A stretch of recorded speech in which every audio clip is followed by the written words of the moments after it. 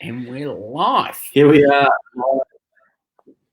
Phil, Luke, Next Advisory. Not a podcast. I was almost going to say on the What's Next podcast here, but it's not the What's Next podcast. But I'd highly suggest you go and listen to the What's Next podcast if you are tuning into this. Some great episodes on there. Good evening. Good evening, Luke. And gee, what an intro. You almost forgot our names, almost forgot what we were doing, and which platform we were on. You know, I've got a lot on at times, and today you do. No, look, in the most positive of ways. So look, it's all good. I can't reiterate your comment enough. If you haven't tuned into that What's Next podcast, get it into your tar ringers. You will not regret it. Good man. Well, tonight, though, we're going to be focusing on 3 fatal mistakes that we see business owners make. These are basically 3 themes with a number of examples, and these are true stories from businesses that we've dealt with across our careers, and some of the things that we see continuing to pop up. And those 3 themes, Phil will give you one, and I'll give you the other 2. We'll see if Phil, what one Phil thinks comes straight to mind for him. Oh, the most easiest one, of course, would be cash and cash flow. I mean, that is just always in the top 3. Everyone. Yeah. Even successful businesses probably struggle with that, right? Like that's just and I'll put my hand up on our business journey. You know, we talk about and if the shit hits the fan fund and all that kind of stuff. You know, we've been on that journey and got caught out with our first big GST bill. So therein lies the creation of the GST account, and then the shit hits the fan account. So we practice what we preach. So we'll give you some info on cash and mismanaging it and some of the things that people do poorly. One that I'm very hot on is complacency. So business owners getting complacent, and that can happen in a number of different ways. And then something that's a little bit perhaps softer, but something is all too common, is people not asking for help soon enough, mate? Yeah, not asking for help soon enough, or they're getting help from the wrong place, or listening to the wrong people. Yeah. What we sometimes would call barroom advice. Yeah, barroom advice, down the pub, you know, or I've got another business mate and he said to do this, and it's like, yeah, but you've got a completely different setup. What are you doing listening to that person? All right, which one do you want to start with, mate? Why don't we start with not asking for help early enough? Because I think it is nice and simple and getting the wrong advice, but it is quite common where we see people know that they need help, but are too worried or too scared to put their hand up, or they just think they almost kick the can down the road, is the saying that's floating around at the moment. Yeah, I think people would naturally gravitate to who they're going to trust and who they think is going to provide probably the more sympathetic or empathetic ear or shoulder to lean on. And that's not always going to be either the lawyer, the accountant, or the banker, but in a business sense, it really should be. And as a business owner, if you can't have a real open book conversation with your advisor, be it a banker, accountant, or lawyer, then I'd be challenging you on going and saying, are you with the right people? Have you got the right team on board? Because you should be able to pick them up. So pick up the phone and just have a yarn to them. I mean, we're like that with our banker. We've got a fantastic relationship with Nicola at ASB, and can pick up the phone and talk to her about all manner of things, and it's fantastic.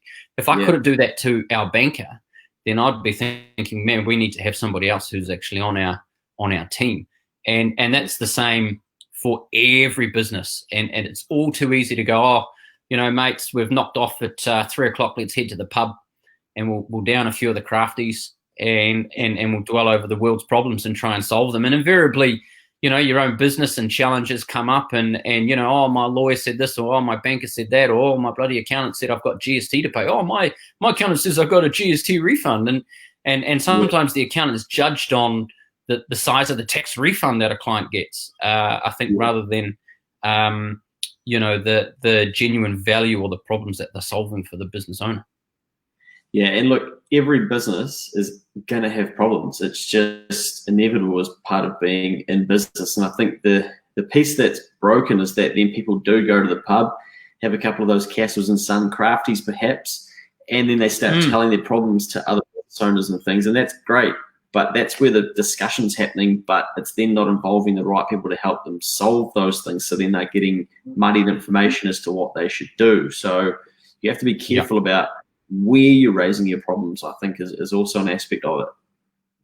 Yeah, absolutely. And then it can put up barriers and boundaries to having meaningful discussions with the people that do matter, because potentially it then could create elements of distrust that you're getting something from your mates at the pub while you're downing those crafties who you trust implicitly, or more than the people that you should be trusting. But as I say, you've just got to involve those people in your journey. And look, to be honest, sometimes you got to pick it up, and it's going to cause you a bit of pain because they're going to send you a bill, but it's going to be worth it, because if they give you the answer and the solution and they deliver some value, you will thank them for it in the long term.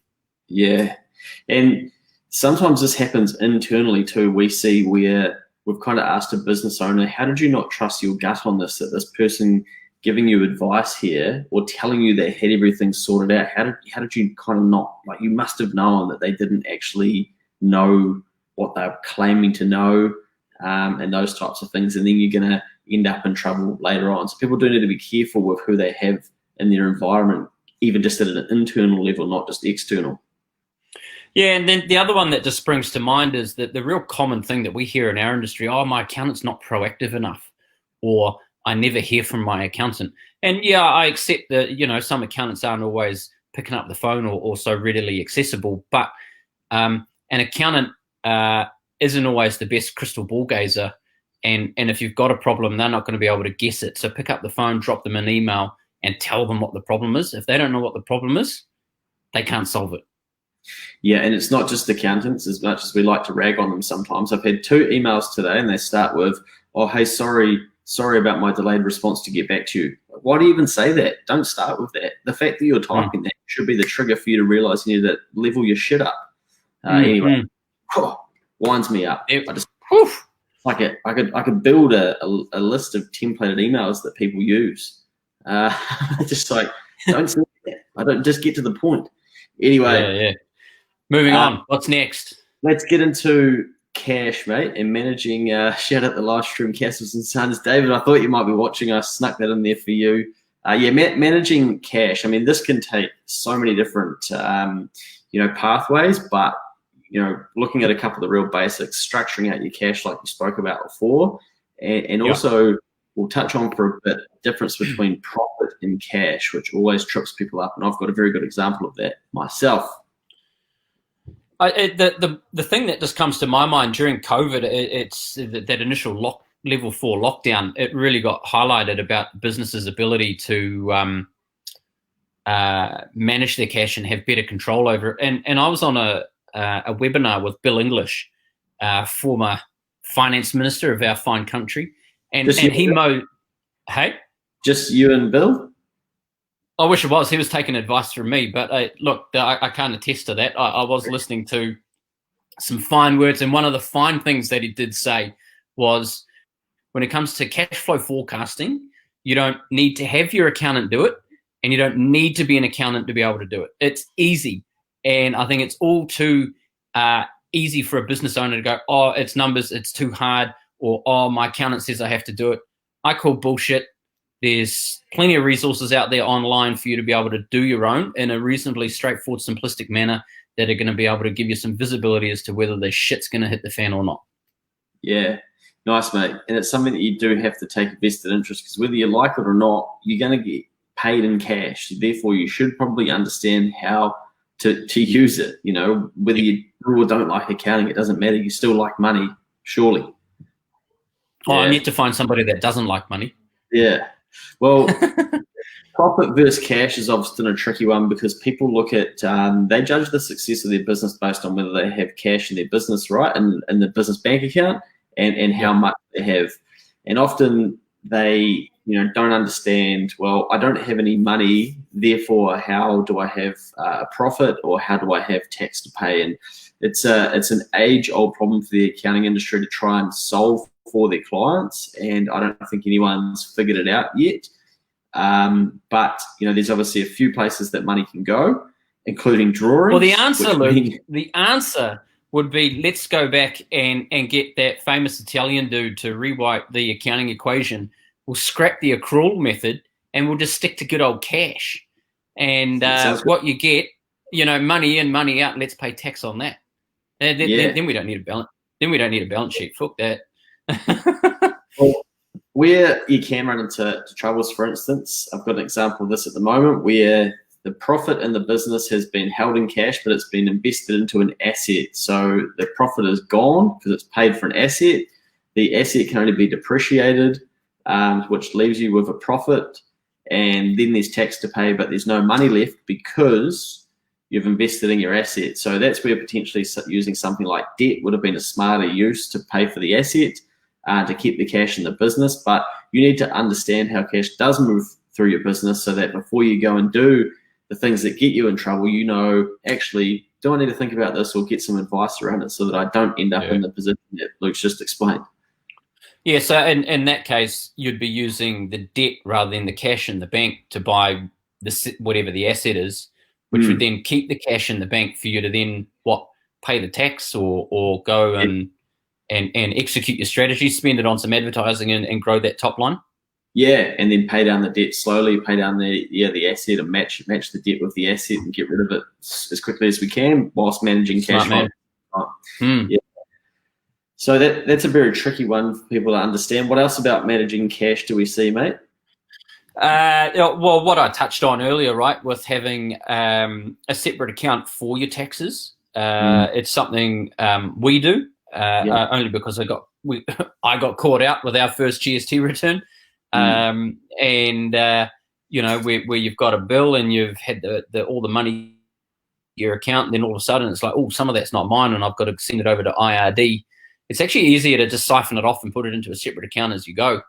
And then the other idea of having a what if or a shit hits the fan type emergency account that, in the good times, rather than going off and looking for ways to spend it, perhaps being a little bit more conservative in your approach. And, if there is cash, not using it to buy an asset, to actually put that cash away and set it aside for a rainy day, for something like COVID or something like that. Yeah. And I think on that as well, setting terms, I actually saw another accounting firm today, and I haven't told you this yet, mate. They have 7-day terms for all their monthly invoices. So, wow. So they're weekly rather than monthly. Well, no, it's a monthly invoice, but they charge after the 7th, so the 7th and the 8th. They click. Wow. Yeah. Gee, good on them. The other thing on cash is to think about would be, don't spend $1 to save 33 cents is the one thing that we always come back to, right? Yeah. With the low asset threshold increasing to $5,000, there's an incentive out there, or an implied incentive from a tax point of view, to go out and spend money on bits and pieces. I think it's important to make sure that you're spending that money on stuff that is meeting a genuine need within the business, is going to help generate some income rather than just parting with cash. The classic example that we like to use when clients want to say, oh, how can I reduce my tax? What can I spend more on? And you go, how about we increase your accounting fees? Yeah. And so, oh, no, I don't want to pay you bastards anymore. And then you rationalize it by saying, well, why do you want to spend $1 to save 33 cents? And then that then starts and gets the cogs moving. And then people understanding, oh, okay, it's actually better for me to hold on to that cash. So that's the other thing I think about cash flow management is just because you're in business and have got the benefit of having tax deductibility and claiming back GST, you only get to do that to save a fraction of what you're actually initially outlaying. And it's much better to have that cash in the bank. Yeah, than on stupid stuff. And on that as well, a piece of advice I spoke to with the events industry recently, I said, you guys, your industry specifically, especially with everything going on right now, you should not be spending $1 of your money until you've 100% earned it. So they're collecting money for events that are in 4 months' time. I said, that is not your money. That is your money mentally once once that event is delivered. And we're now seeing it play out with a couple of event businesses and ticketing, for instance, where they've obviously collected money for ticketing and used that to fund the rest of the business. And now they can't refund the people because the events aren't going to be happening, and they're moving into receivership and liquidation. So if you can get to a point in your business where you're not spending until you've definitely earned that money, I think that's a very strong position to work yourself into, right? Whether you're in events or not, any form of industry. Yeah. Where the cash is at risk. Absolutely, that's really smart. You wouldn't want to be going. You'd be getting into a Ponzi scheme there if you were starting to spend that money, surely. Yeah, well, that's what's happening though, mate. That's how some of these people are funding their businesses, and we talked about it briefly during lockdown, where people were advancing businesses, 10 coffees or whatnot to help with their cash flow, and we're saying, well, that's great, but that's just debt from the future, and you've still got to pay that in terms of service and providing the goods and whatnot, and what's going to happen if that business doesn't survive. So yeah, interesting one. All right, mate. Well, and that last one, I was just going to say your last one, complacency. Yeah, let's get into a bit of complacency because there's plenty in there. And one thing that we see, and I don't want this to sound ageist as such, but working with older business owners who actually had a very successful business and they're looking to sell soon, but they don't care anymore. They're like, I'm not doing that Facebook stuff. I don't need a bloody CRM. I don't need a customer database. Yeah, but you buy them, right? And your buyer's going to pay you more if you do have that stuff. Oh, bugger that. Yeah.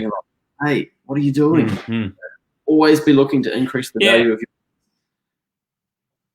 Oh, absolutely, and it's the days of the old matey referral networks can easily be broken by having a presence where you're capturing people's attention and their eyeballs and doing something different.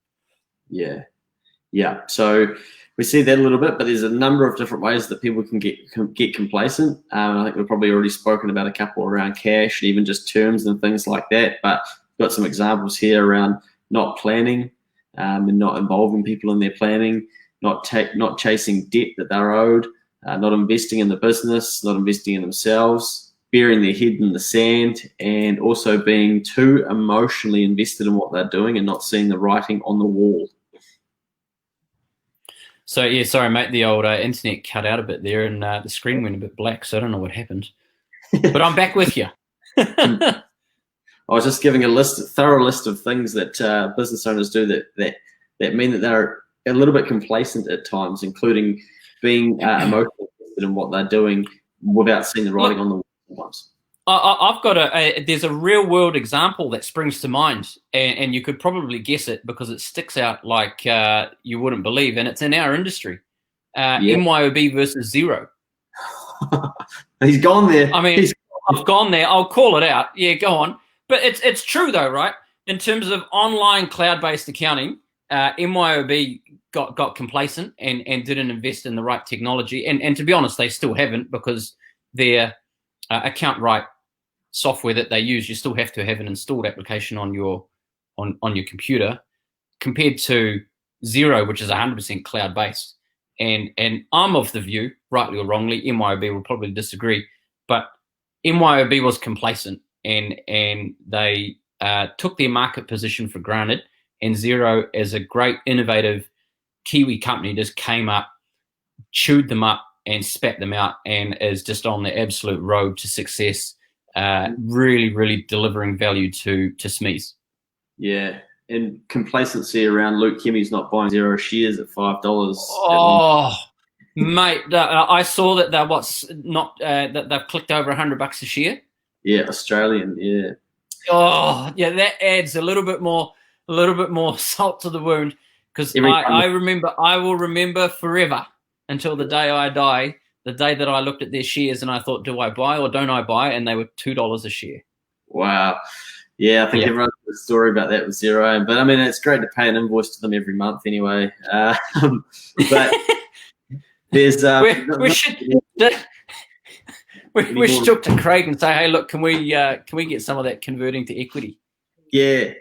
Well, obviously a number of different ways, and failing to plan, I think, is a biggie as well. Like, it seems so basic, but if you don't actually know what you're trying to achieve when you get up and go work in or on your business every day, well, what are you doing? You know, why are you doing that? You know where you go to drive to get to work, so therefore it should be no different with your business. You should be navigating it towards where you want to get to. Yeah, absolutely. Yeah. So planning, very important. Also chasing debtors. This is something that we see a bit, right? People go, oh, you know, I've had a good, I've got no money, but I've had a good year. Like, where's the money? Oh, it's all tied up in debtors. Mate, this one's 90 days overdue. Oh yeah, we tried calling them and sort of just dropped the ball with it. What? Yeah, I think, you know, the days of, you know, it's so much easier to be proactive with debt collection these days. And we beat that drum so often with the technology out there around Stripe, Go Cardless. Don't forget your invoice reminders in Xero. And then you're getting technology to do some grunt work for you. And by and large, they normally work. And then once you've got to the end of that, particularly using those invoice reminders, up the phone and away we go. Yeah. And one area that I'm massively hot on at the moment, and I think it's going to become the theme for New Zealand over a 10-year window, is productivity versus debt and just more money and more work. It's actually being more productive and more efficient. And we've got technology and automation and cheap offshore labor and things like this that a lot of Kiwi businesses aren't taking advantage of.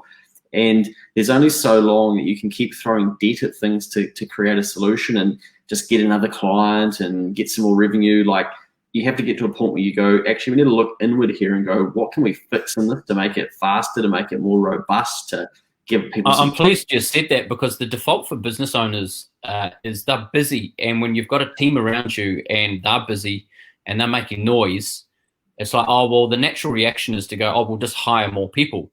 And a recent example was a client saying that his team are doing exactly that. They're like, oh, we need to hire more people. We need to hire more people.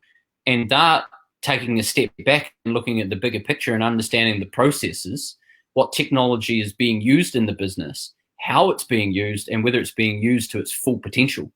And then making sure that they're automating as much of the process as possible before actually committing to hiring additional resource, which, you know, may not be necessary. I love that. Well, I think, hand on heart, that New Zealand's biggest business opportunity is productivity. And I want to beat the drum, because I want people to come back to us and go, shit, those boys were telling us to do that a long time ago. And I think we've just lost sight of it. We know businesses who didn't claim the wage subsidy because they chose a productive approach instead with productivity. And they said, well, actually, I probably don't need that. I reckon I can change some other things in my business that are going to bridge that same gap.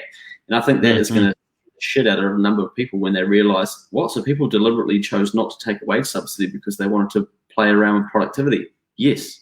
Wow. You know, so it's going to be really tough when some of those stories start to come out. But that opportunity is there for every individual in New Zealand, every business and every entity. So hopefully some of those politicians are listening too, and they might tighten up on some of the things they're doing. Yeah, oh, absolutely. And, you know, productivity is probably the single biggest thing that we bang on about, because productivity is fundamentally, I think, attached to your gross profit, which is efficiency. And if you've got the ability to do more with less and use leverage off of technology and you know, IT and that type of stuff, you've got to be looking at it. Otherwise, at the end of the day, it really rounds out that complacency piece where you're going to fall asleep at the wheel, and there's going to be other businesses that are doing what you're doing, but they're doing it with the right technology that you should have invested in but couldn't be bothered investing in because, you know, that whole thing of like, if it ain't broke, don't fix it, kind of carries on. Well, it's like, yeah, that's true to a point, but if there's a better way to do something and somebody's going to do it, that means they're going to be able to sell the same product for either the same and make more money, or sell it for less.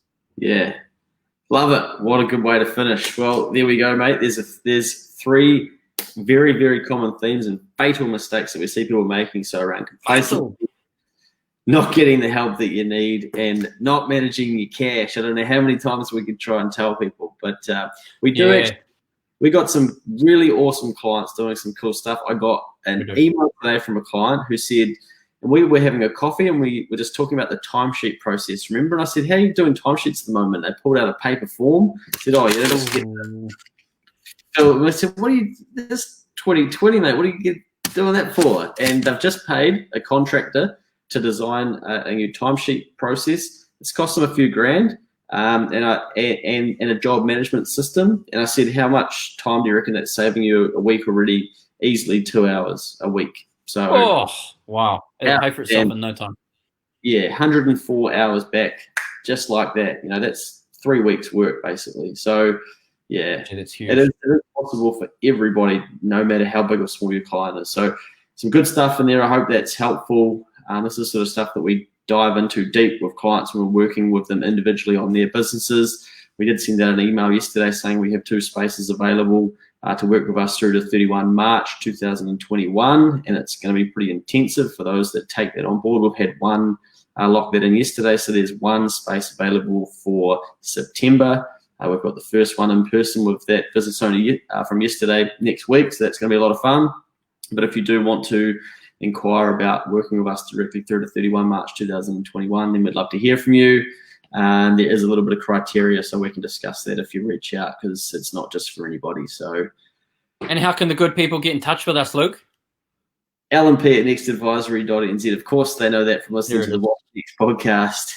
Or our mobile numbers are anywhere on the internet these days, including our website, or grab us on the social. Yeah, slide into the DM if that's your preferred method as well.